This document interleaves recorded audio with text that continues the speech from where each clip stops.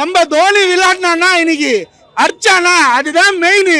அடுத்த மேட்ச் பாருங்க, கப்பு நம்ம தான் வின்னு போறோம்.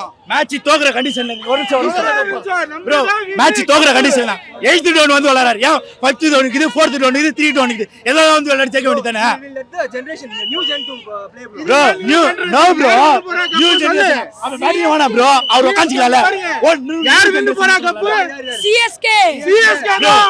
நியூ ஜெனரேஷன் சொல்றீங்க, தோனி தான் வின்னு போறான். நியூ ஜெனரேஷன் நீங்க சொன்னீங்களே ப்ரோ, நீங்க சொன்னீங்களா நியூ ஜெனரேஷன், அப்போ ஓரமா போய் உட்காந்து நியூ ஜெனரேஷனை விளையாட வைக்கலாம் சரிங்களா?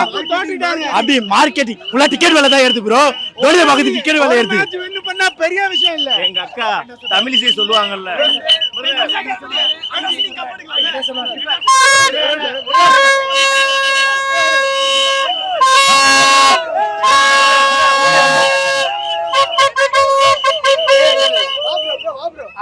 அக்கா தமிழிசை சொல்றது மாதிரி வெற்றிகரமான தோல்வி, தோல்விகரமான வெற்றி, அவ்வளவுதான் முடிஞ்சு. சிஎஸ்கே தான். இந்த தடவை மட்டும் தான் தோத்தோம், நெக்ஸ்ட் டைம் நாங்க தான் வின் பண்ணுவோம்.